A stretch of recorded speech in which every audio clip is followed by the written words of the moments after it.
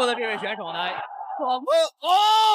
注意看，中国大名鼎鼎的小胡铁英华惨遭韩国刺客击倒读秒了。就在倒下的前10秒，铁英华还在玩命暴走嚣张老外，正因太过紧张操作失误被扣除比赛点数。本场比赛足以堪称小胡铁英华的封神之战，与韩国蒙面刺客对拼上百拳不落下风，彻底彰显中华男儿不惹事不怕事的强大意志力。首先走入比赛现场的就是中国搏击领域最出色的职业选手铁英华。铁英华13岁进入国家泰拳队进行正规化训练，18岁在中国拳坛崭露头角，取得13连胜职业战绩。武林风官方为了考验小胡铁英华能否独当一面，撑起中国拳坛脸面，特地邀请韩国蒙面刺客金东秀与铁英华展开真心的巅峰对决，同时还将比赛举办在铁英华的家乡湖北钟祥市，这都无不证明武林风赛事平台对铁英华的器重。这场比赛对于铁英华来说至关重要，能不能成就巅峰，维护中国人的尊严，仅看这一战。好了，废话不多说，为了让更多中国人看到铁英华的精彩表现，麻烦各位帅哥美女长按3秒点赞，小编祝各位早日赚到100万。第一回合开始，金色短裤就是中国选手铁英华，白色短裤就是韩国选手金东秀。金东秀是韩国名副其实的跆拳道冠军，自然金东秀一上来就运用各种拳法衔接腿法，干扰铁英华的进攻节奏。好在铁英华进行了3年的泰拳魔鬼训练，自身抗揍绝非普通选手能够相比，故此铁英华才会不停逼近对手内围，打算硬当到底。门口湖北来打比赛啊！赛前我跟他的父亲在聊天说，小伙子有一定的心理压力，因为第一次回到湖北嘛。的确，但是他会对于他也是压力，也是动力。对，铁英华的进攻攻势强势咄咄逼人，根本不给金东秀喘息调整的机会。但是打法太过着急，也会出现失误的时候。金东秀正是趁着铁英华防守失误，一拳将其击倒。铁英华迅速起身，就是为了不给裁判读秒扣分的机会。这一下算是将铁英华打醒了。接下来的比赛只有小心行事，谨慎对待，坚决不能再犯这个小错误。因为我们看到金东秀是一个左撇子腿选手，是个反架子铁英华典型的进攻，用前手作为杖尺，用后手作为鼓气。尽管铁英华刚才对对手一个重击，但是我们觉得现在铁英华，你看没有？现在改变一种打法了，打法稳健多了啊！跟这位经验丰富的韩国台派选手来打呢，一定要克制他的优势。这位选手就是打法比较灵活，而且腿法比较刁钻。现在我们也感觉这好像小虎啊，铁英华呢，调整状态之后的铁英华开始转变进攻节奏，不再是执着跟对手拼拳，而是寻找合适反击机会，打出精准命中。这样也是为了稳固自己的比赛点数。但是金东秀可不是什么善茬，岂能让铁英华安稳度过？顺势发起猛攻，就要压制铁英华，完成 KO 目标。这场比赛可是举办在铁英华的家乡湖北钟祥市，老外如此不给面子，铁英华自然充满怒气，坚决不能让老外在中国拳坛肆无忌惮撒野。击打他的大腿、腹部，并且自己下位的低扫也很多变。的确，这位选手的泰拳技巧不错。我们看到今天这个金东秀打和我们看到这个韩国的这个罗战吉同孙翔那种打法还是有所不一样，没错，不一样。这个选手打法更油滑，更灵活。你看那软绵绵的，但是绵里藏针。这也就是我们韩国选手的特色。韩国式的选手呢，打法的力量是蕴含于内的，并且特别擅长于年抱往前缠斗。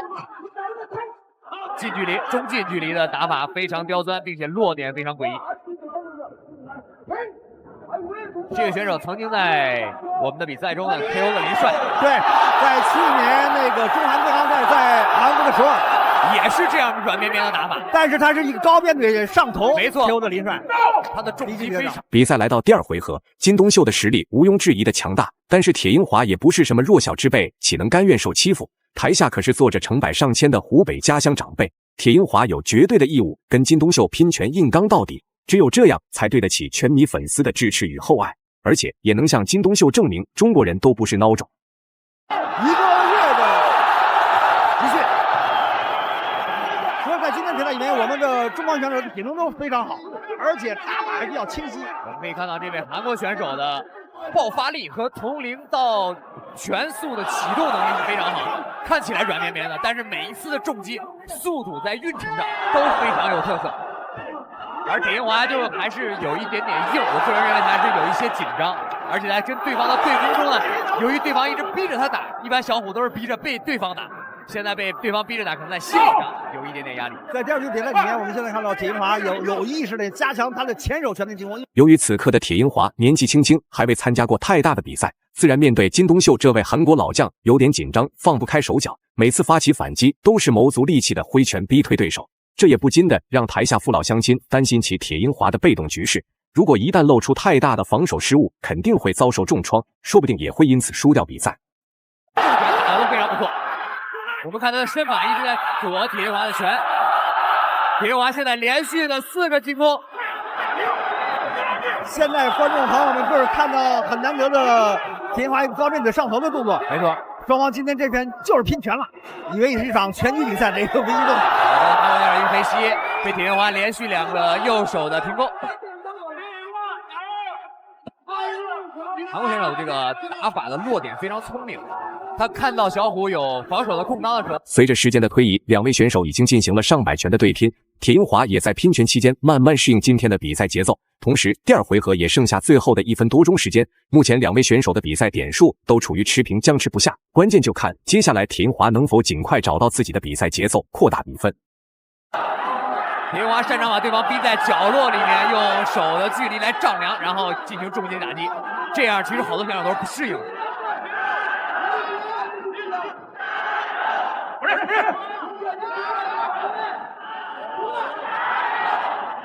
今天双方在第2局里面打的确实比较黏呀。没错啊，这个韩国选手已经拥有43胜7负的战绩，这已经非常可观。作为23岁的年龄，他的经验非常好。我们倒计时，小虎铁银华开始放开了，有意识加强后手之前的进攻，双方开始互拼。